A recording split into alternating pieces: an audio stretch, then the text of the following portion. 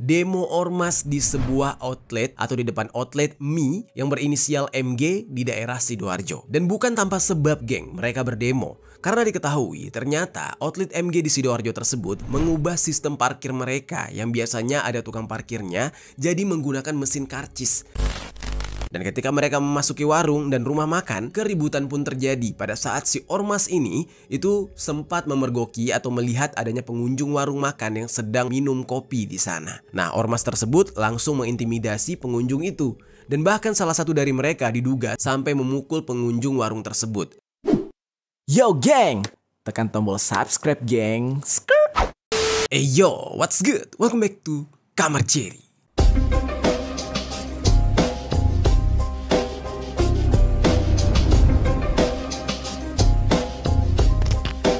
Geng. Oke, kalian sadar nggak, geng? Sebagai orang Indonesia nih, buat teman-teman yang tinggal di Indonesia, kalau yang tinggal di luar Indonesia atau mungkin teman-teman dari Malaysia, dari negara lain, kalau nggak relate ya boleh bertanya di kolom komentar gitu ya.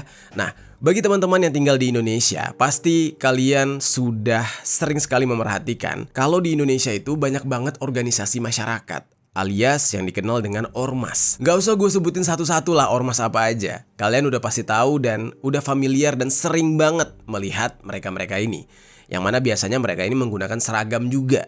Ya kayak tentara-tentaraan lah gitu. Terus namanya juga ormas gitu kan. Udah pasti isinya masyarakat. Berarti ormas seharusnya bisa mewakili masyarakat atau mengakomodir kepentingan masyarakat. Tapi pada realitanya nih, geng, banyak orang yang merasa kalau ormas ini malah meresahkan. Karena mereka-mereka ini sering sekali melakukan pemalakan atau aksi premanisme di berbagai tempat dengan ya segala macam bidang pekerjaan. Salah satunya adalah juru parkir atau dengan dalih untuk uang keamanan, atau untuk jaga toko dan lain-lain lah, aneh-aneh pokoknya. Nah, mungkin memang ada sebagian kecil daerah di Indonesia yang belum tersentuh hal-hal kayak gini.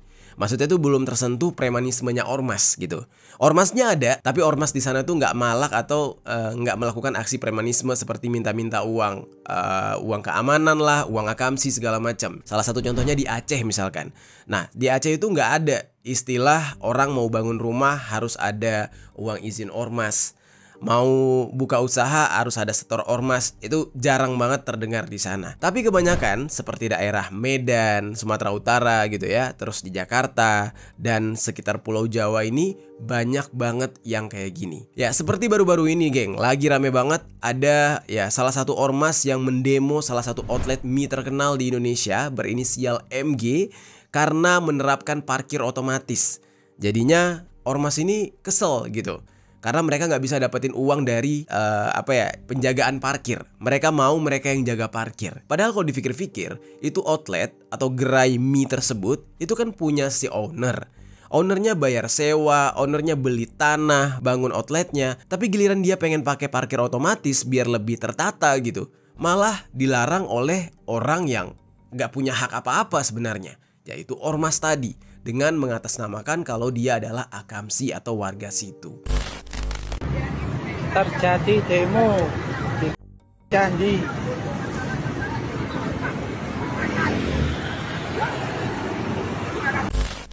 Sampai yang paling parah nih, yang sekarang sedang dibicarakan banget di Indonesia, ormas ini semakin meresahkan karena akibat dari minta-minta mereka ini, investor jadi pada kabur, geng. Gara-gara aksi ya premanisme tersebut yang dilakukan oleh ormas yang membuat investor jadi enggan untuk berinvestasi. Dan akibatnya investasi di Indonesia jadi sedikit terhambat. Separah itu, geng, dampaknya. Dan di video kali ini kita akan membahas nih, geng, beberapa kejadian yang melibatkan ormas dan sebenarnya bagaimana si ormas ini bisa ada dan bagaimana peraturan mengenai ormas, apakah ada hukum dan undang-undangnya. Nah, langsung aja kita bahas secara lengkap di sisi lain.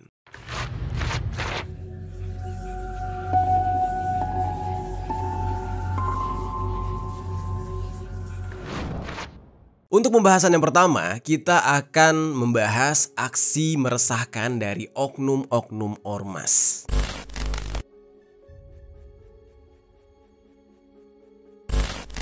Oke, di dalam pembahasan ini gue mau disclaimer dulu ya. Gue tidak bermaksud untuk menjelekkan pihak manapun. Nah, karena kalau kita berbicara tentang ormas, itu memang masih ada ormas yang berjalan dengan semestinya. sesuai dengan undang-undang dan hukum yang berlaku. Salah satu contohnya ormas yang kemarin sempat kita bahas, yaitu Muhammadiyah.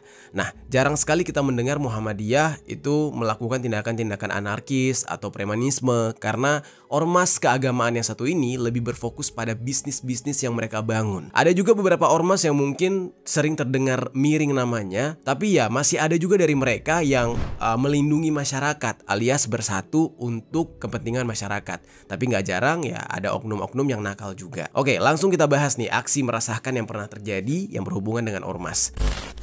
Seperti namanya, organisasi masyarakat, seharusnya ormas itu ya memberdayakan masyarakat agar lebih berguna. Namun sayangnya, yang terjadi di lapangan, ada banyak oknum-oknum ormas malah melakukan pungutan liar atau pemalakan. Nah, ada beberapa kasus pemalakan nih geng yang pernah terjadi dan berhubungan dengan ormas. Nah, yang pertama nih, ada sebuah kejadian demo ormas di sebuah outlet atau di depan outlet mie yang berinisial MG di daerah Sidoarjo. Demo ini gilanya dilakukan oleh warga sekitar. Ya namanya juga ormas gitu kan, berarti diisi oleh masyarakat sekitar. Nah, tapi yang gokilnya, demo tersebut itu langsung dipimpin oleh kepala desa serta karang tarunanya. Dan bukan tanpa sebab geng mereka berdemo, karena diketahui ternyata outlet MG di Sidoarjo tersebut mengubah sistem parkir mereka yang biasanya ada tukang parkirnya jadi menggunakan mesin karcis, seperti kalau kita pergi ke mall gitu.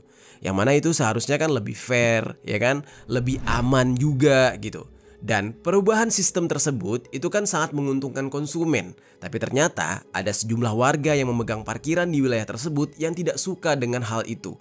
Karena mereka menganggap kayak ya mata pencaharian mereka jadi berkurang. Dan warga tersebut mengecam kebijakan dari si pemilik outlet. Nah, di saat itu ada salah satu kepala desa yang berinisial M. Nah, dia ini mengatakan kalau pengelolaan parkir di MG tersebut seharusnya tetap menjadi hak Karang Taruna sebagai bagian dari pemberdayaan pemuda dan masyarakat desa. Dan hak pengelolaan parkir untuk Karang Taruna ini dianggap sebagai bagian dari program pemberdayaan yang harus dipertahankan. Dan ya itu menurut dia. Oleh karena itu, kalau sampai outlet MG tadi ya mengubah sistem parkir, dampaknya akan menimbulkan banyak pengangguran katanya. Ini kan aneh ya. Masa iya urusan pengangguran jadi urusannya si pemilik outlet gitu. Dia kan juga usaha gitu kan. Nah, dengan adanya tukang parkir yang kadang ya masang tarif gak jelas, yang ada usaha orang nanti bangkrut gitu. Viral geng kejadian ini, demonya itu rame dan netizen banyak yang tidak setuju dengan apa yang dikeluhkan oleh si kepala desa serta Karang Taruna dan warganya tersebut. Yang kalau bisa dikatakan, pemberdayaan itu seharusnya menjadi tanggung jawab pemerintah. Ya, pemerintah setempat lah gitu, untuk meningkatkan skill agar mereka punya keterampilan kerja dan syukur-syukur bisa berwirausaha atau buka lapangan pekerjaan baru. Bukan malah bergantung kepada lahan orang, lapak orang, terus elu yang jaga parkirnya gitu. Nah itu kan kayak nggak etis aja. Kalau misalkan orang punya lahan, punya lapak, itu kan terserah dia mau dimanfaatkan untuk apa. Nah, alibi pemberdayaan, banyak yang bertanya geng. Netizen mempertanyakan kayak, apakah menjadi tukang parkir itu termasuk ke dalam pemberdayaan pemuda gitu. Nah, banyak netizen yang memprotes, kerjaannya cuma duduk, nunggu uang. Dan mundurin motor juga kadang-kadang. Yang nggak butuh skill apa-apa. Nah, terkesan hal tersebut bukanlah sebuah pemberdayaan. Nah, makanya banyak netizen yang nggak setuju dengan warga yang mendemo outlet MG Sidoarjo ini dengan alasan pengelolaan parkir sebagai bagian dari pemberdayaan pemuda dan masyarakat. Itu aneh banget gitu. Nah, itu adalah salah satu kejadian dari ormas atau organisasi masyarakat yang tidak bisa gue sebutkan nama dari ormasnya apa. Tapi yang jelas mereka ya ketika itu datang membawa label sebagai warga sekitar bersama Karang Taruna dan kepala desa. Oke, kita ke kasus selanjutnya. Nah, kasus selanjutnya ini adalah ormas keagamaan. Ya sama seperti Muhammadiyah lah gitu. Perbedaannya ini levelnya jauh di bawah Muhammadiyah, nggak ada apa-apanya lah. Ormas yang satu ini berinisial AUI. Nah, mereka ini bersama dengan pasukan Satpol PP melakukan sweeping di warung makan ketika bulan Ramadan tahun ini, geng. Kejadian ini terjadi di Garut yang berawal dari 4 orang Satpol PP yang memasang imbauan yang berisikan kegiatan yang dilarang selama bulan Ramadan pada hari Rabu tanggal 5 Maret tahun 2025. Larangan tersebut sudah ditandatangani oleh MUI dan pimpinan daerah yang salah satu larangannya adalah melarang restoran dan warung makan berjualan di siang hari. kecuali layanan take away atau bawa pulang ke rumah. Itu juga berlaku mulai jam 4 sore. Nah, di tempat lain ada sekelompok orang yang pergi ke warung-warung dan menyebarkan selebaran yang berisi imbauan yang sama. Dan ketika mereka memasuki warung dan rumah makan, keributan pun terjadi pada saat si ormas ini itu sempat memergoki atau melihat adanya pengunjung warung makan yang sedang merokok dan minum kopi di sana. Nah, ormas tersebut langsung mengintimidasi pengunjung itu. Dan bahkan salah satu dari mereka diduga sampai memukul pengunjung warung tersebut setelah melemparkan gelas kopi. Ada yang berteriak, "Muslim bukan? Kenapa nggak puasa? Kamu nggak menghargai dan merokok lagi, goblok," katanya. Nah, peristiwa ini sempat direkam dan menjadi viral di sosial media. Ya mungkin maksudnya memang baik gitu geng ya, untuk mengingatkan agar berpuasa. Tapi kan ini kayak bukan haknya ormas gitu ya untuk mengatur ibadah seseorang gitu. Kalau dia puasa dan nggak puasa itu kan jadi hak dia dan ya urusan dia dengan Tuhannya gitu. Kenapa jadi ormas yang ngatur? Tapi kalau misalkan untuk mengatur warung supaya nggak buka siang hari ya masih masuk akal gitu kan. Nah lagian marah-marah di bulan puasa, ngebentak-bentak orang di bulan puasa kan sama aja udah batal puasanya. Akhirnya nih geng, video tersebut viral. Bupati Garut yang bernama Abdusi Syakur Amin itu sudah memanggil ormas tersebut dan di pertemuan itu disepakati kalau penindakan terhadap pelanggar imbauan merupakan kewenangan pemerintah, bukan ormas. Nah untuk itu perwakilan ormas ini juga menyampaikan permintaan maaf atas sweeping yang mereka lakukan hingga menimbulkan keresahan. Ya endingnya malu sendiri gitu kan, mengerjakan sesuatu yang bukan kewajiban apalagi haknya, jadi tidak pada porsinya.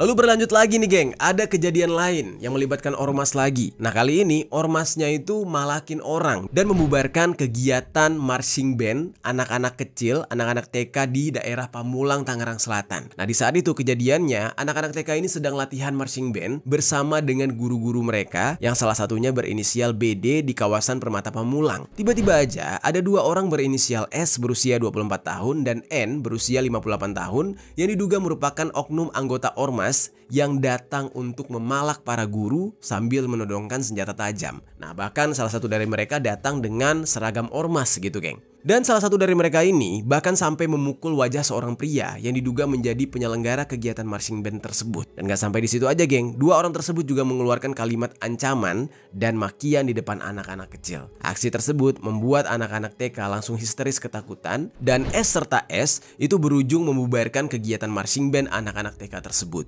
Wah ini tega banget ya, padahal kan itu anak kecil. Kalau anak kecil tuh melihat tindakan kekerasan dari masa kecilnya itu bisa trauma, ini bahaya banget. Di dalam kejadian itu untungnya ada yang memvideokan dan videonya pun viral.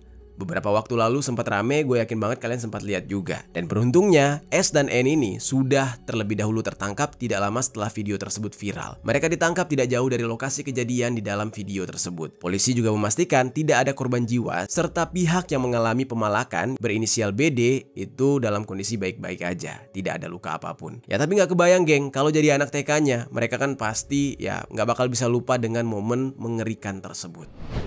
Apalagi datangnya pakai bawa-bawa sajam, ditodong lagi. Masih banyak lagi geng, aksi-aksi meresahkan dari ormas lainnya. Seperti oknum anggota ormas yang berseragam yang memalak supir truk di Bogor. Ormas yang mendatangi pemilik rumah yang sedang dibangun buat minta uang dengan alasan uang keamanan. Terus ada juga ormas yang menolak event kuliner Cap Gomeh, padahal Cap Gomeh itu adalah salah satu perayaan di dalam agama Konghucu atau saudara-saudara kita yang keturunan Tionghoa gitu. Lalu ada oknum anggota ormas yang mendatangi tempat fotokopi yang ada di Bekasi Selatan sampai 2 kali seminggu untuk meminta uang jatah. Nah pegawai toko fotokopi tersebut yang bernama Arif, dia sempat bercerita ketika didatangi oleh oknum ormas tersebut, Arif ini sempat bilang kalau dia nggak ada uang karena toko pada saat itu sedang sepi. Tapi malah oknum tersebut marah-marah dan sampai mengancam dia. Nah bahkan oknum ormas tersebut bilang kalau toko fotokopi tempat Arif bekerja akan ditandain. Yang artinya ya suatu hari bakal disamperin lagi dan Arif bisa-bisa menerima akibatnya. Nah ini kan bahaya banget ya, sebuah bentuk pengancaman kepada masyarakat. Bagaimana bisa organisasi masyarakat itu mengancam masyarakatnya sendiri? Jadi semuanya udah nggak sesuai dengan makna ormas itu sendiri. Terus kemudian geng, ada lagi sekelompok orang yang berasal dari salah satu ormas yang mendatangi proyek pembangunan properti. Nah kejadian kayak gini nih paling sering terjadi nih. Menurut cerita salah satu dari mereka, kedatangan mereka ini bukanlah untuk memalak, bukan untuk minta uang keamanan secara cuma-cuma enggak, tapi mereka justru minta pekerjaan di proyek tersebut. Nah tapi nggak diketahui ya apakah pihak yang punya proyek ngasih pekerjaan ke ormas atau enggak, karena kan bahaya juga ya kan, orang-orang yang tidak jelas asal muasalnya nanti ya bisa melakukan tindakan kejahatan. Keberanian para oknum ormas ini nggak cuma ke warga biasa aja geng, tapi mereka juga sudah berani untuk memalak para pengusaha. Para oknum ormas ini memalak pengusaha untuk meminta jatah proyek, apalagi ya kondisi kayak gini nih, lagi Ramadan, bentar lagi kan mau lebaran. Nah, kebanyakan dari para oknum-oknum ormas ini itu minta THR kepada para pengusaha, dan ini nggak terjadi di 1 atau 2 tempat aja, tapi di berbagai daerah. Nah, namun ada juga pengusaha yang akhirnya memberikan THR tersebut ya karena dianggap sebagai sebuah langkah antisipasi agar bisnis mereka tetap berjalan. Karena takutnya ya akan diganggu-ganggu terus oleh kehadiran ormas ini. Hal seperti ini udah pasti menambah beban pengusaha yang sudah harus menghadapi berbagai kendala bisnis mereka seperti biaya operasional yang semakin meningkat, tapi ditambah lagi dengan dipalak oleh ormas. Nah, tapi meskipun begitu, banyak pengusaha yang pada akhirnya memilih untuk mengikuti tradisi ini, geng. Dan ini sudah terjadi berlarut-larut bertahun-tahun. Dan hal ini intinya juga akan menciptakan ketidakpastian keamanan dalam berbisnis dan bisa menghambat operasional industri. Biaya yang dikeluarkan juga nggak bisa dikatakan kecil, karena semakin besar usahanya, ya pasti yang diminta oleh oknum ormas ini akan semakin besar. Kalau kondisi ini terus terjadi dan nggak ditangani, ya daya saing di Indonesia sebagai tujuan investasi bisa semakin melemah karena investor akan melihat kalau tempat mereka berinvestasi itu nggak aman. Kacau banget ya.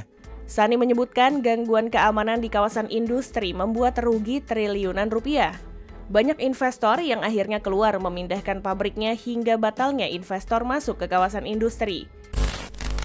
Hal tersebut sempat dikeluhkan oleh Himpunan Kawasan Industri atau HKI karena maraknya premanisme dari sejumlah oknum ormas yang semakin mengganggu keamanan dan menghalangi aktivitas produksi yang berada di kawasan industri.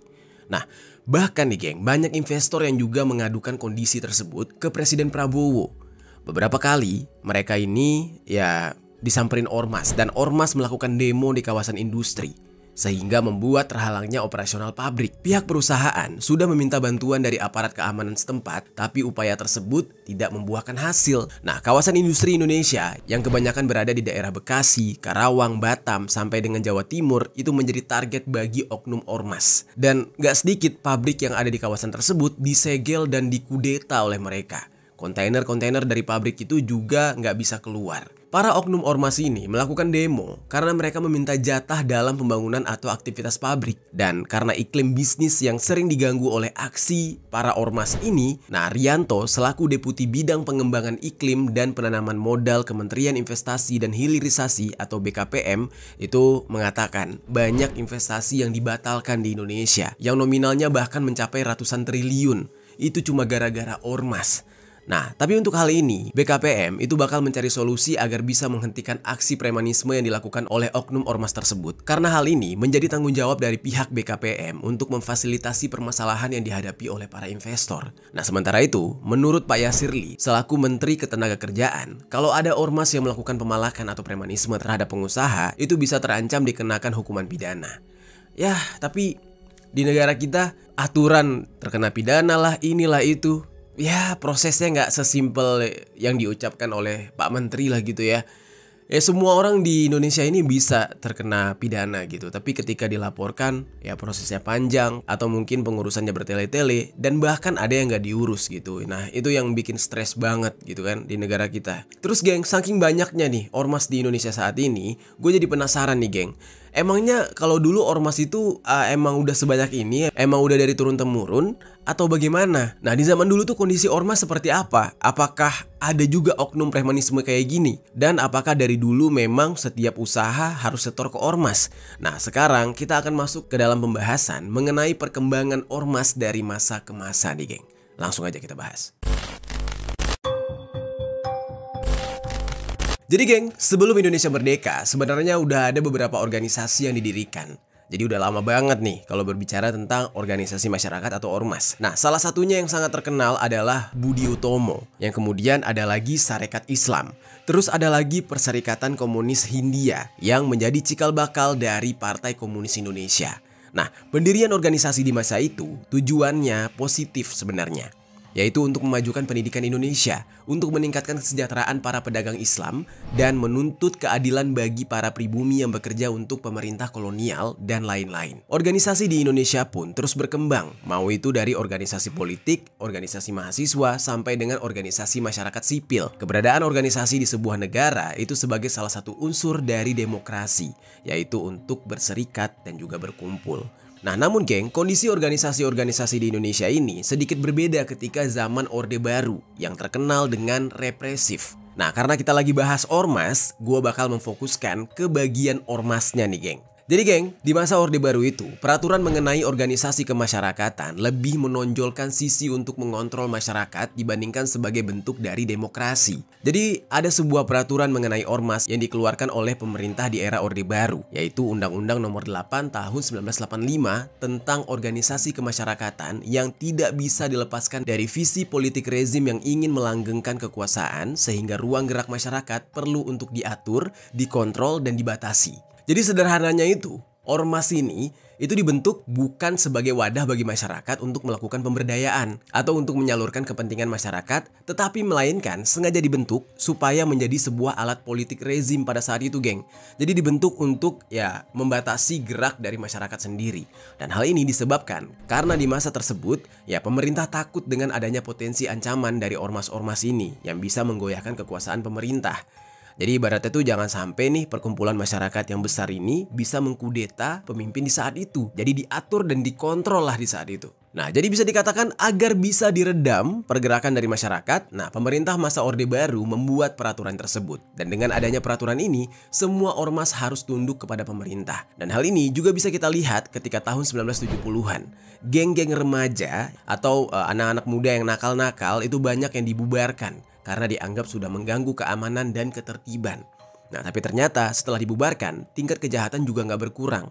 Setelah itu, muncullah kelompok-kelompok baru yang kemudian membentuk diri menjadi organisasi masyarakat atau ormas. Nah, tapi geng, di saat itu, ormas-ormas yang baru terbentuk ini ternyata memiliki hubungan erat dengan militer dan partai politik yang berkuasa di masa Orde Baru. Jadinya mereka tuh kuat. Dan sebagian dari kelompok baru ini juga muncul di bawah kendali salah satu intel kepercayaannya presiden pada masa itu, yang berinisial AM. Yang mana beliau ini memiliki koneksi dengan tokoh-tokoh yang terkenal dengan tindakan kriminal pada masanya. Ya tetap aja, pada akhirnya ormas ini terbentuk dan tetap tunduk pada pemerintah. Makanya nggak ada satupun dari mereka yang berani untuk melawan pemerintah. Nah, ormas ini akan dijadikan sebagai alat untuk melakukan pengintaian, terus juga melakukan tindakan-tindakan yang pro terhadap pemerintah. Jadi mereka nggak boleh melawan pemerintah. Mereka harus menjalankan semua aturan dan program pemerintah. Dengan begitu, pemerintah mendapatkan suara yang besar, suara yang banyak yang bisa dikontrol, yaitu anggota-anggota ormas tadi. Nah, makanya jangan heran kenapa di masa kepemimpinan Presiden Soeharto, banyak orang yang berkata, premanisme itu hampir nggak ada. Ada yang bilang didor langsung semasa Petrus, terus juga ada yang ditangkepin. Nah, dan dibalik itu semua sebenarnya ada juga yang dikontrol, yaitu yang seperti ini, dalam bentuk organisasi masyarakat atau ormas tadi. Nah, setelah Orde Baru berakhir nih geng, Pak Harto turun dari jabatannya, kondisi ormas pun jadi ikut berubah. Tapi bukannya menghilang, ormas paramiliter menjadi alat politik dan sosial di era reformasi. Mulai dari munculnya pasukan satuan tugas partai politik hingga ormas yang digerakkan menggunakan identitas budaya, sosial, serta agama. Nah, dalam beberapa kasus contohnya, ormas yang baru muncul ini dianggap sebagai representasi dari kaum terpinggirkan dan menjadi wadah bagi mereka untuk bisa menuntut hak atas penghidupan yang layak walaupun terkadang mereka melakukannya dengan cara yang gak baik. Seperti misalkan aksi kekerasan dan konflik sosial. Nah, biasanya mereka datang mengatasnamakan mereka dari suku A, ya kan? Kami ormas dari suku A, kami tertindas, kami butuh bantuan segala macam. Nah, mereka akan melakukan apapun untuk mendapatkan apapun yang mereka anggap sebagai hak mereka. Ya, sebagai contohnya nih, misalkan kita membangun usaha di salah satu lokasi daerah gitu. Dia akan datang, mana nih hak gua? Gua adalah cucu si bla bla bla bla. Gua anak sini, ini kampungan gua. Lo cari makan di kampungan gua, lo harus kasih duit buat gua. Kurang lebih seperti itu. Dan di saat itu geng, tujuan dari dibentuknya ormas ini jadi berbeda dari sebelumnya. Kalau yang dulu sebagai alat pemerintah, sekarang tujuannya adalah untuk menyuarakan suara kaum terpinggirkan. Jadi mereka di saat itu, di era reformasi, sudah membawa sentimen pribadi, sudah membawa permasalahan mereka pribadi, mencari makan untuk perut mereka sendiri gitu. Bukan lagi untuk mengikuti ya arahan-arahan pemerintah. Namun cara mereka melakukannya masih sama, yaitu dengan cara premanisme. Seiring berjalannya waktu, beberapa ormas semakin terang-terangan menggelar kekuatan massa untuk menekan pemerintah atau pihak-pihak lain. Melakukan demo, menggeruduk warung, meminta jatah, dan lain sebagainya sampai-sampai sudah dianggap meresahkan bagi masyarakat. Tapi nggak bisa dipungkiri juga, geng, ada sebagian besar masyarakat yang masih merasa bahwa ormas menjadi sebuah identitas diri yang harus dijaga marwah serta martabatnya. Sehingga kalau ada yang menghina atau mengejek suatu ormas tertentu, maka akan berakibat pada marahnya anggota ormas tersebut. Nah, bisa-bisa mereka mengamuk gitu. Dan melihat banyaknya oknum-oknum dari anggota ormas yang meresahkan, sebenarnya yang jadi pertanyaannya, ada nggak sih peraturan yang mengatur mengenai ormas ini? Nah, sekarang kita akan masuk ke dalam pembahasan selanjutnya nih, geng, yaitu mengenai peraturan yang mengatur mengenai keberadaan ormas di Indonesia. Kita bahas.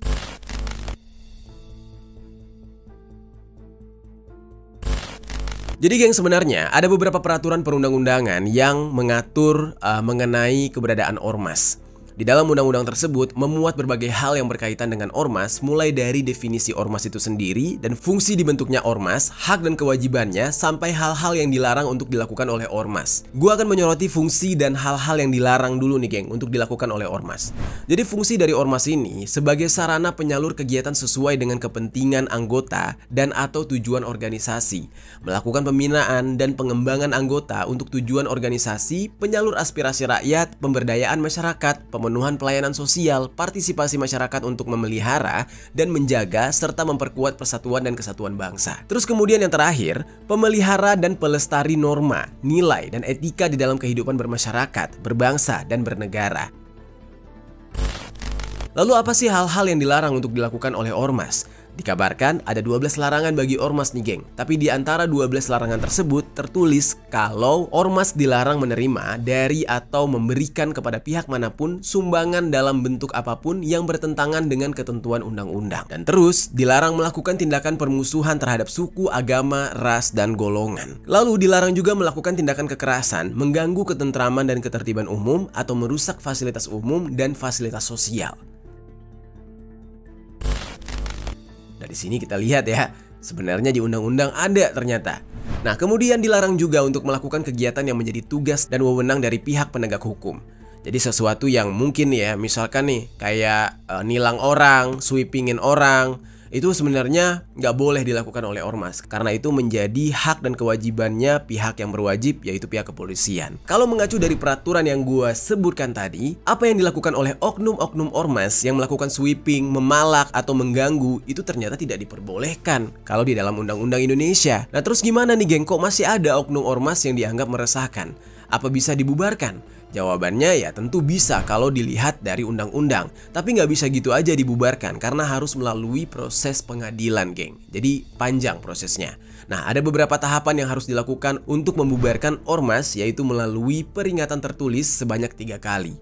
Proses pembubaran kemudian diajukan ke pengadilan oleh jaksa dan pengadilan wajib memutuskan dalam waktu maksimal 60 hari atau selama 2 bulan. Nah, cuma geng, waktu tersebut bisa diperpanjang sampai dengan 20 hari atas persetujuan Ketua Mahkamah Agung. Pemohon akan diberikan waktu untuk mengajukan kasasi maksimal 28 hari. Setelah itu, MA akan mengadili proses kasasi tersebut maksimal 60 hari.